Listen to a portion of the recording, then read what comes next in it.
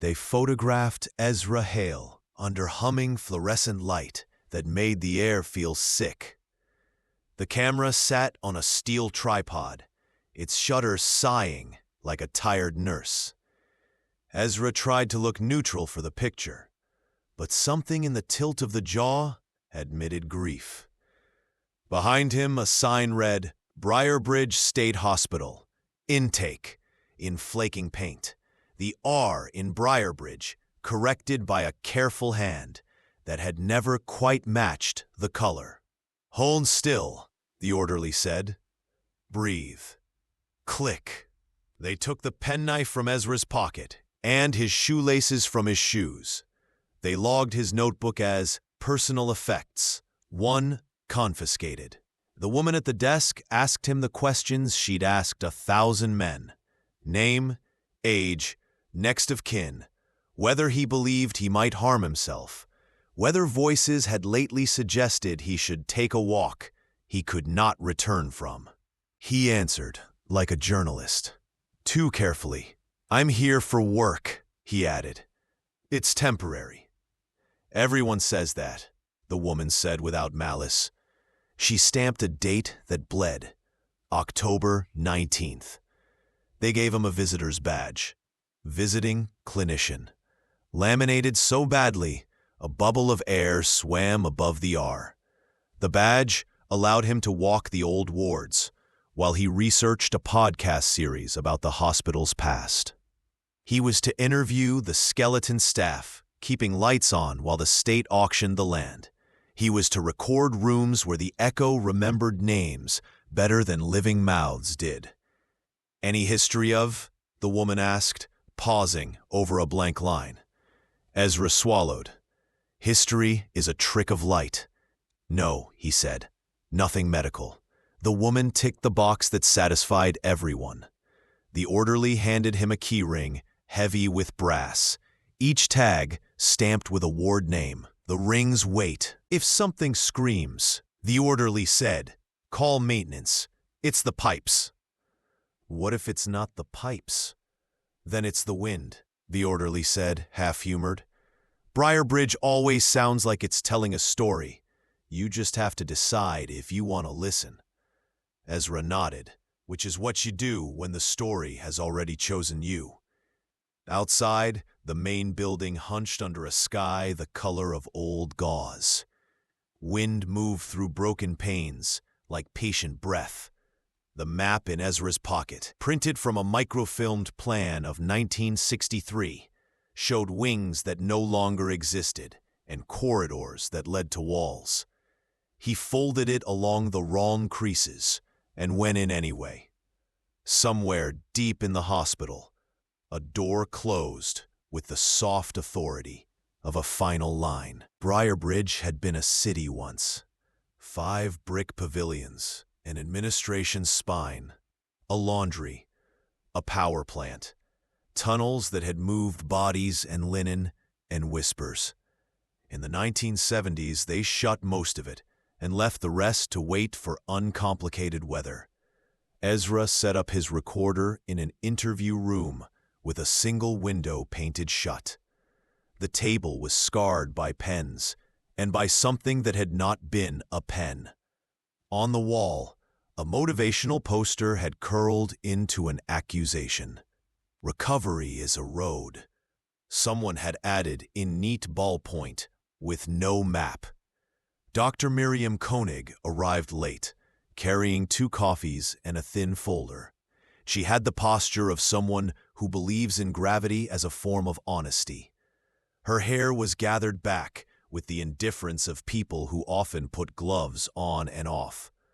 She was not old enough to be Briarbridge's past, and not young enough to be its future.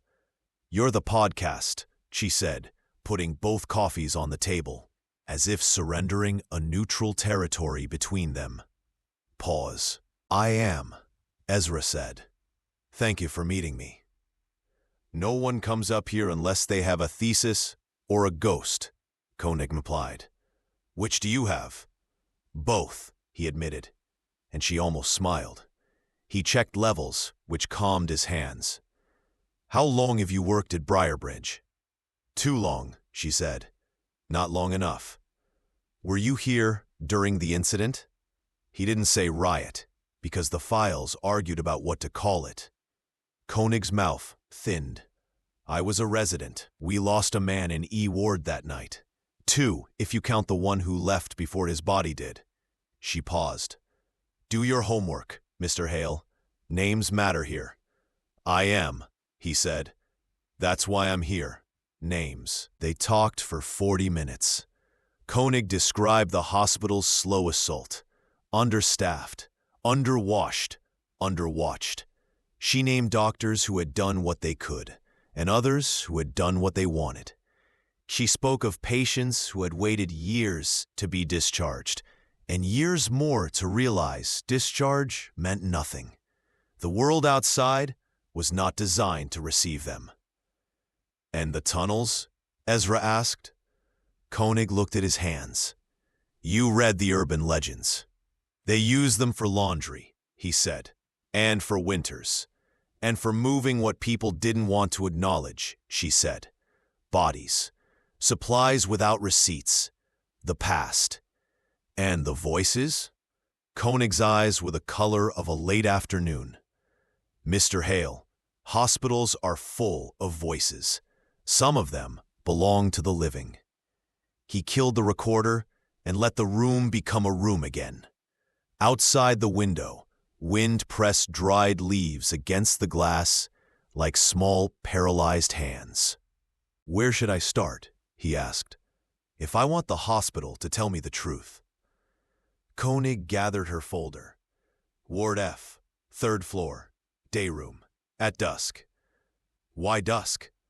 Because you'll doubt yourself at noon, she said, and at midnight you'll believe anything. Dusk is when decent people can still change their minds. She left him the second coffee. It tasted like overwork and compassion. When she had gone, Ezra took his notebook from his bag. On its first page, he'd written 4 promises. Be specific. Don't exploit. Don't invent. Don't run. He recited them until they felt like rules for breathing. The building's heat came on in a long, exhausted sigh. Something in the ductwork whispered, Ezra. He didn't move.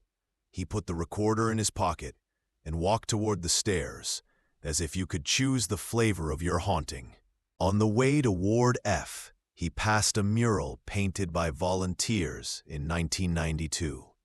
Cartoon trees with eyes, a river like a ribbon, animals that smiled too much.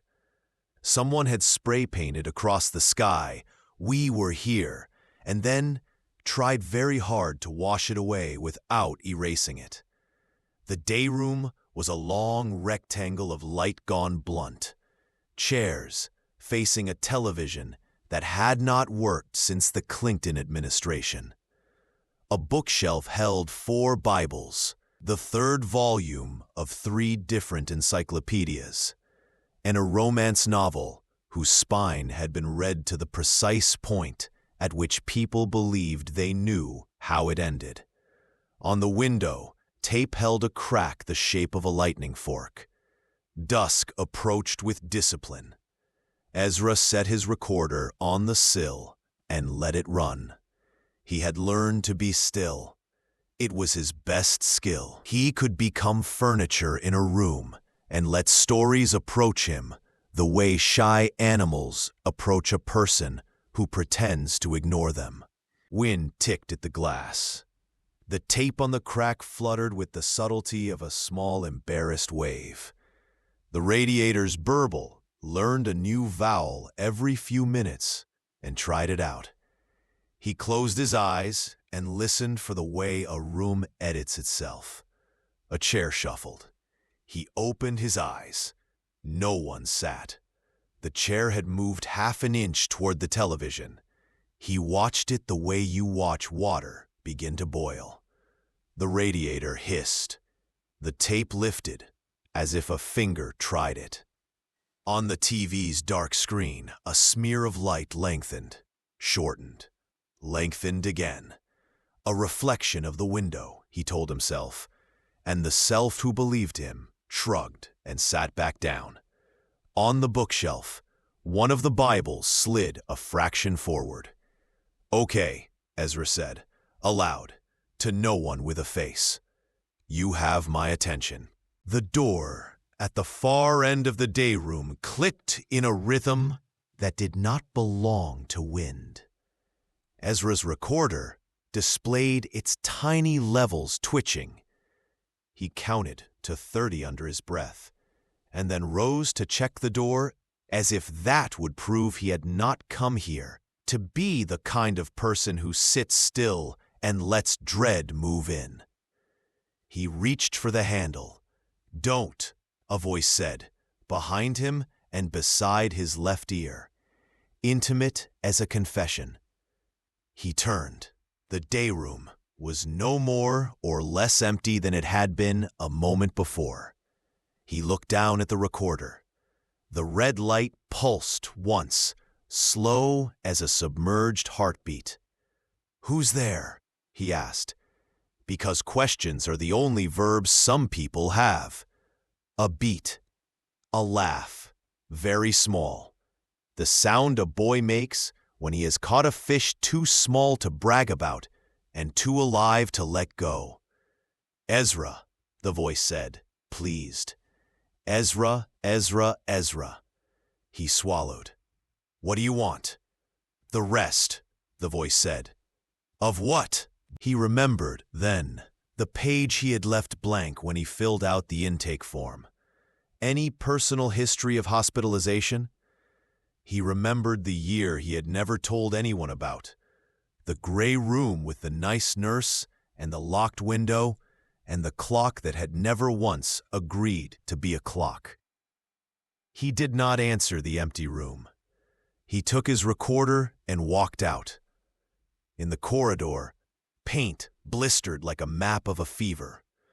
He put a hand to the wall and felt, not heat exactly, a kind of a tension. "Stop," he said to his own pulse. "We're not doing this." "The wall for good measure?" Breathed. He went back to his rented room above the diner and listened to the recording with his headphones on and the lamp lit like a testimony. The day room at dusk sounded like a badly tuned radio. Sibilants he could not place, a low rustle like thousands of paper hospital gowns in motion.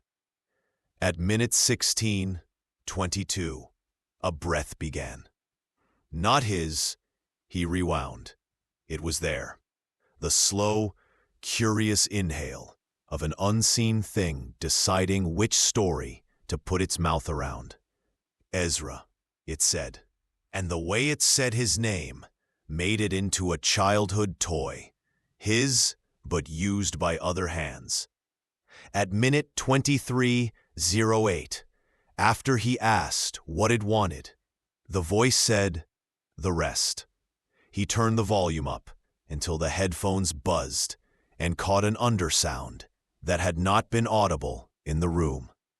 A murmur of words, not quite words, syllables with their vowels shaved off. He wrote down what he thought he heard.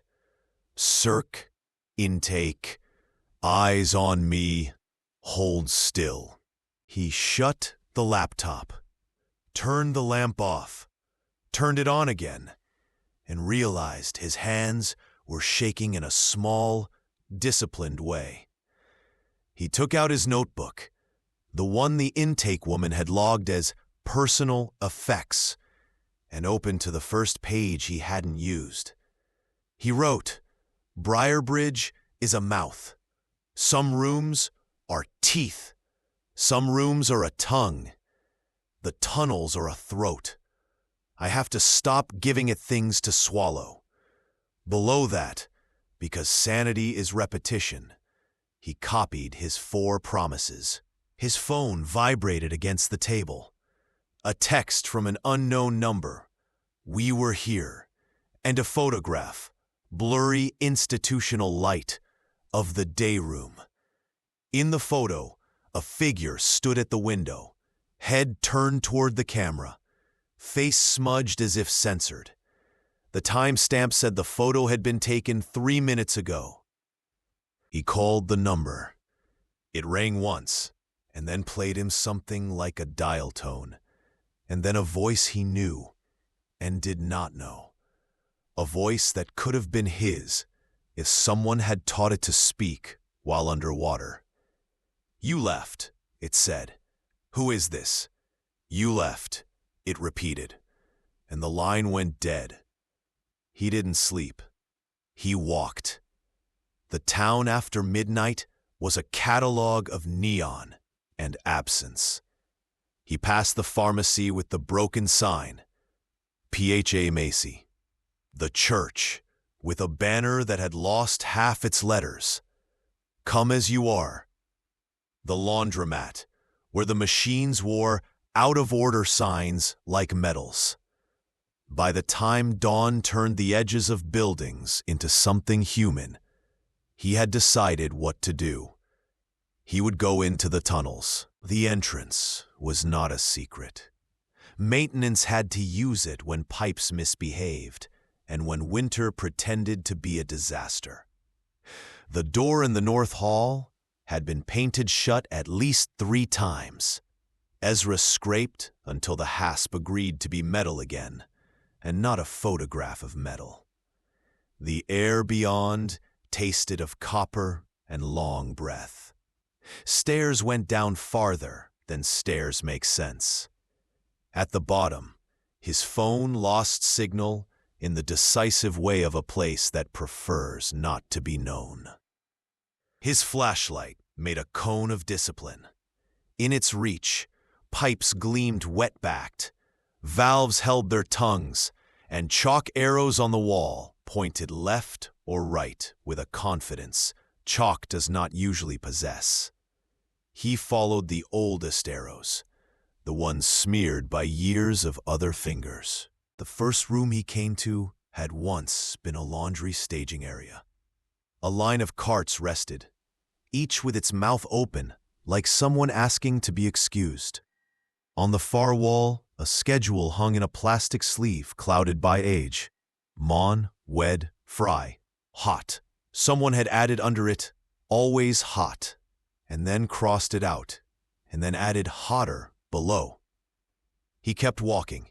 The tunnel turned again, and delivered him to a corridor that knew it had been a corridor since the beginning of corridors. The tile was small and white, and hexed by time. On the wall at shoulder height, numbers had been painted, then scraped, then repainted by a different hand. F3, E2. Oh wait, he went toward E2 because it sounded like a mistake. The corridor exhaled, and a page of paper scudded along the floor to kiss his shoe. He picked it up. A photocopy of a patient face sheet. Harper, Calvin, admitted 1974. Diagnosis, acute schizophrenia, typed, grief, handwritten. Notes. Here, "Me too," Ezra said, because jokes are a superstition. He turned a corner and found a door that made his mouth go dry. It was the intake door. Not an intake door. The one. The exact one from the photograph that began his episode. The sign above in flaking paint. Briarbridge State Hospital, intake. The R in Briarbridge corrected by a hand that had never found the right color. Down here. Underground. He tried the handle. It swung inward, on a draft that smelled like old paperwork and shaved pencils. Inside, an office preserved by neglect. A typewriter with a ribbon fat with dust. A chair worn into a shape that suggested exhaustion had a geometry. On the wall, a clock ticking with a patience it had not earned. And on the desk, a stack of Polaroids, held by a rubber band, turned to caramel. He slid one free. The photo showed the intake window, above, where he had stood yesterday to have his badge made. The same woman sat at the desk, her hair perhaps a different gray, the same stamp in her hand. In the frame's left margin, 2 words bled where the developer had decided to be a poet. Hold still. He slid another free. This one showed him. Not yesterday. Now. The angle from which the camera would see him if a camera saw him now. The headphones around his neck, the bruise on his knuckle, from where a door had remembered his hand too hard. In the picture, he looked up at the lens. In the room, he had not lifted his head. A breath met his ear. "Intake," said the voice that had borrowed too many throats. "Breathe." He stood very still and improved nothing. A clock on the wall ticked twice faster, then slowed to the pace of someone waiting. "Where do the tunnels go?" he asked, because he had always trusted questions to keep him human. "Below," the voice said, pleased as a nurse with a form completed properly. "Below, below. What's below below?" "Where we file what we can't finish," the voice said. "Where time learns to be an orderly. Where you put the year you won't admit to when people ask." Ezra's fingers tightened around the Polaroid until the white border creased. "I'm not a patient," he said, quietly and to the wrong person. "I'm here for work." "We're all here for work," the voice said, kind. "Some of us just don't get paid." He left the room, and the clock insisted on counting him out. 1, 2, 3, 4. He did not turn back at 5. Farther down, the tunnel opened into a space that had once been a chapel, and then a storage area, and then a place they pretended not to know. A line of gurneys waited with the patience of furniture. On each, a sheet covered a shape. He told himself they were bundles of blankets. He told himself they were old supplies. He told himself he had come too far to act like someone who had wandered into a story they would tell about him at the diner. His flashlight stuttered as if a mouth had blown on it. On the wall, written not in chalk or paint, but in the residue of years, "We were here." And under that, in a smaller, precise hand, "Stay until we finish." Ezra did not run. He turned, slowly, like a person showing his hands to a frightened animal, and walked back the way he had come. The tunnel permitted this and did not change its mind. At the foot of the stairs, he heard footsteps above.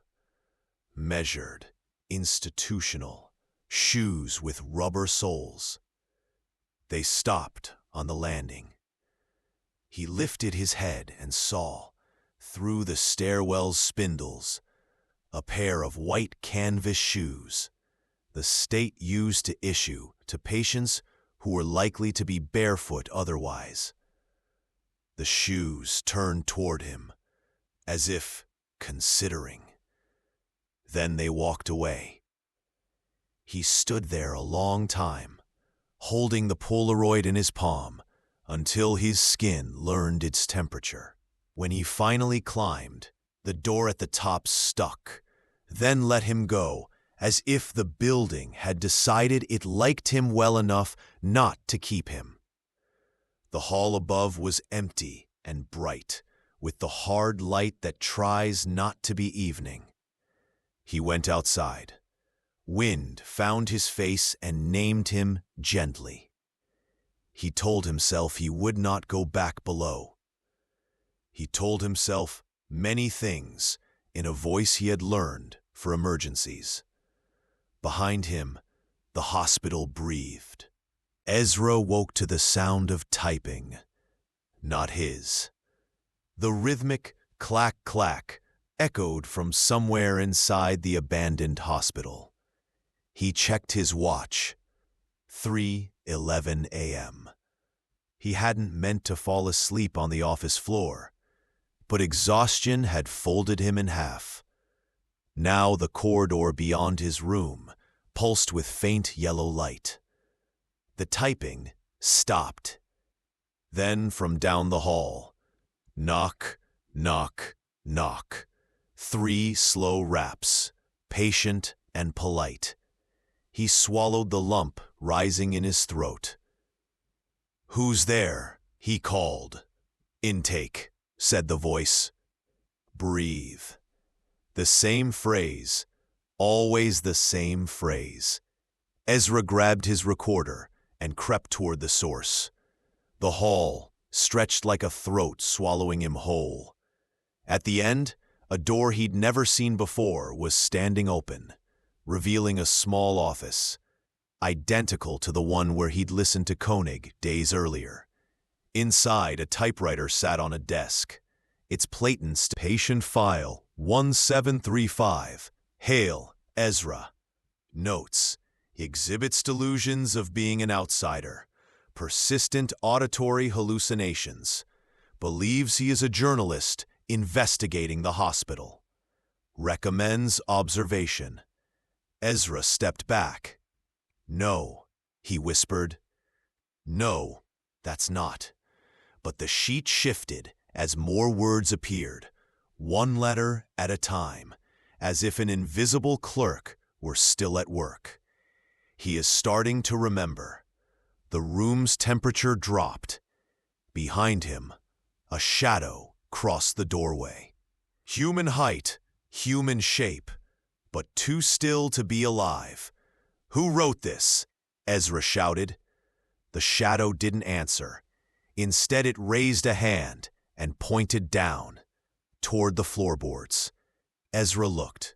Beneath the desk, scratched into the wood, by fingernails or something harder, were 4 words: "We never left here." The next day, Dr. Koenig found him pacing outside the main ward entrance, pale and jittery. "You look like hell," she said, sipping stale coffee. "Did you write this?" Ezra thrust the patient file sheet at her. "Did you put this in my room?" Koenig scanned it briefly and frowned. "No, and this isn't our form. Look at the date." Ezra did. Filed, March 12, 1975. "That's impossible," he muttered. "I wasn't even born." Koenig put a hand on his shoulder.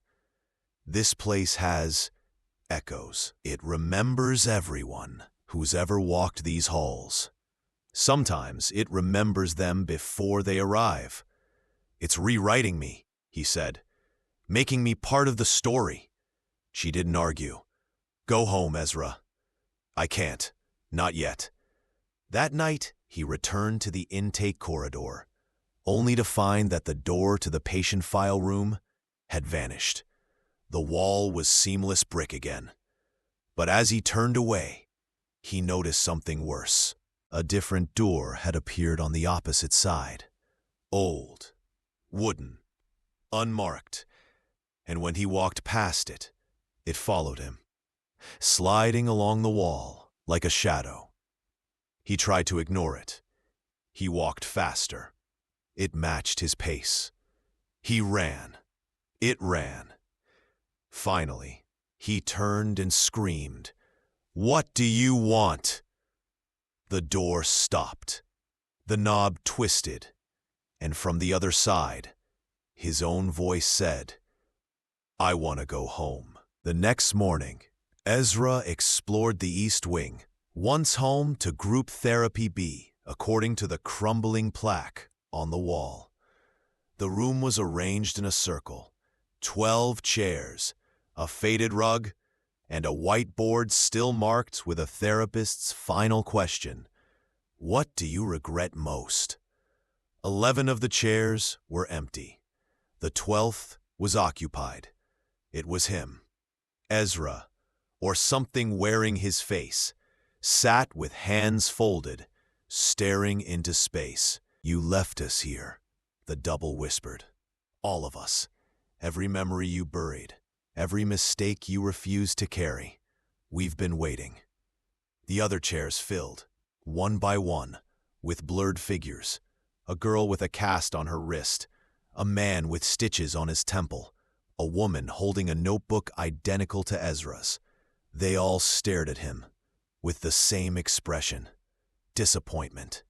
The double stood and stepped forward, close enough that Ezra could smell the stale antiseptic on its clothes. You didn't come here to tell a story. You came here to finish one.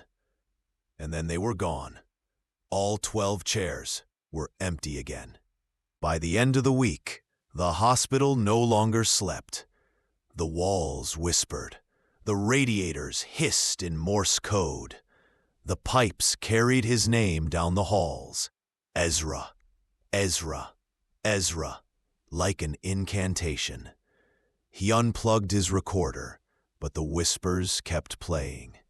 He closed his notebook, but the words kept writing themselves. The building wasn't haunted. It was alive, and it was learning.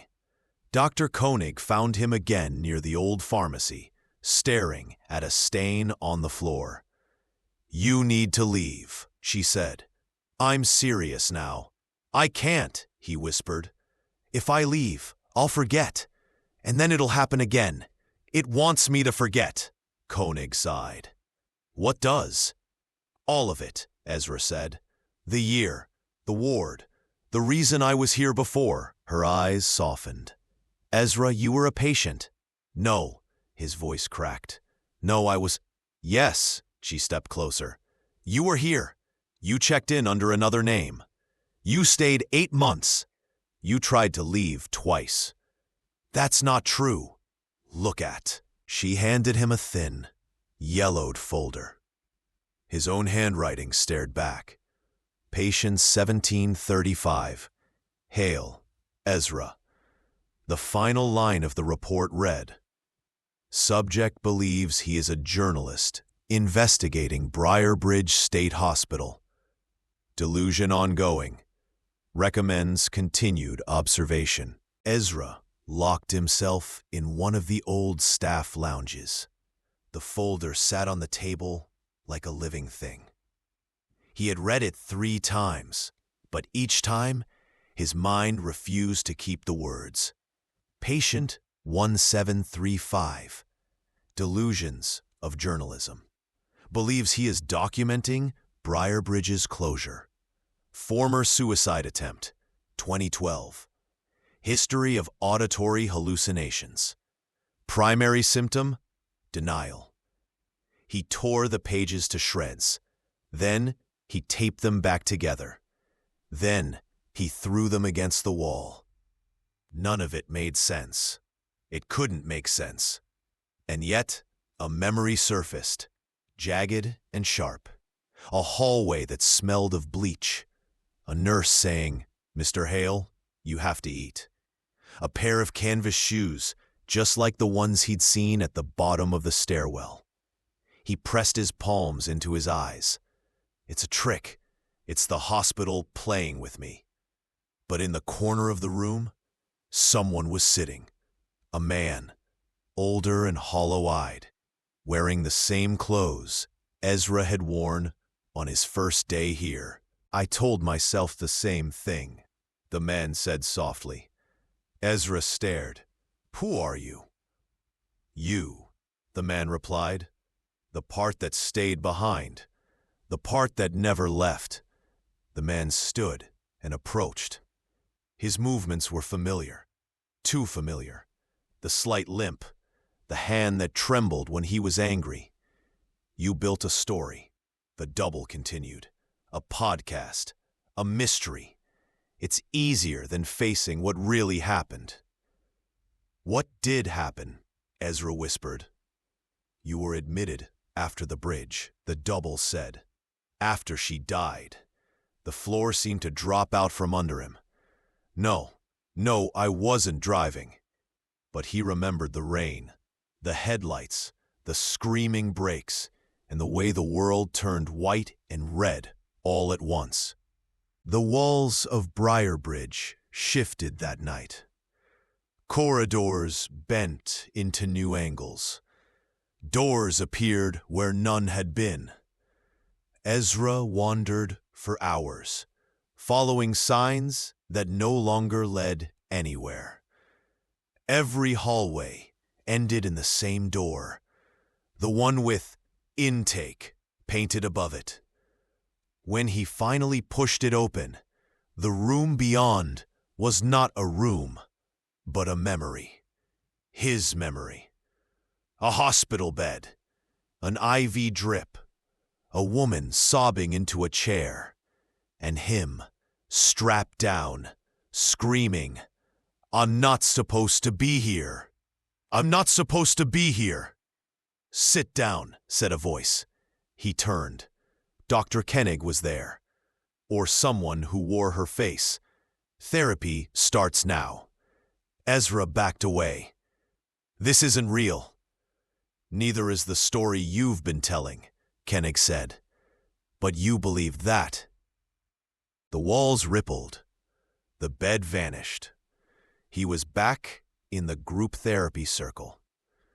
The chairs filled again, but now he recognized every face.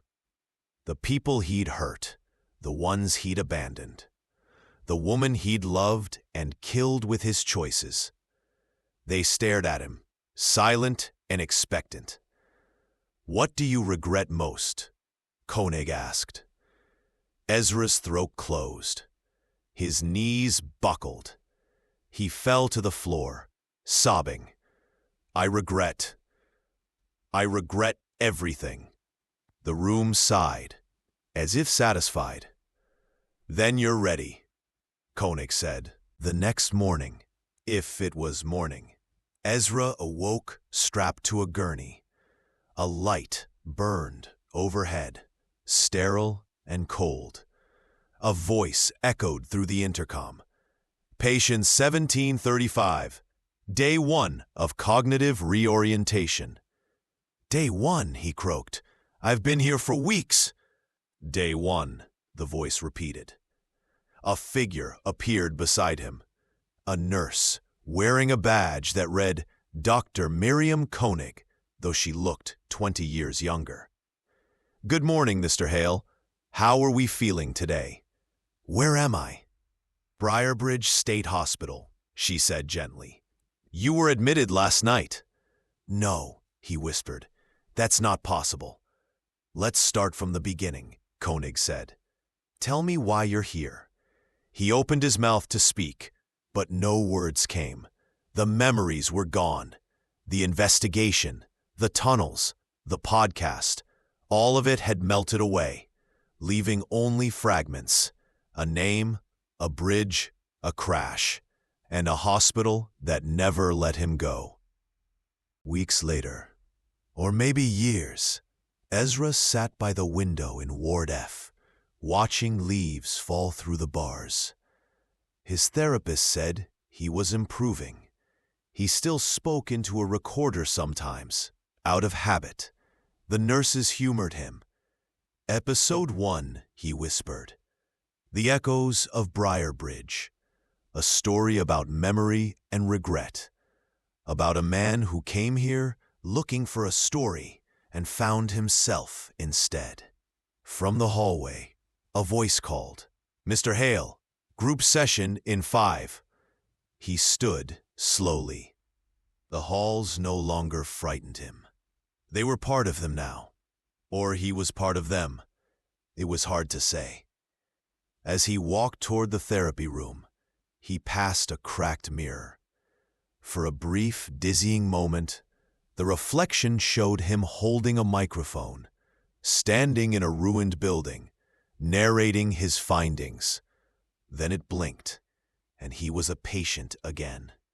On the wall, near the exit, carved deep into the plaster, by countless hands, 4 words watched him pass.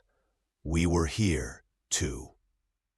He touched the letters gently, almost reverently. "I know," he said. "I still am."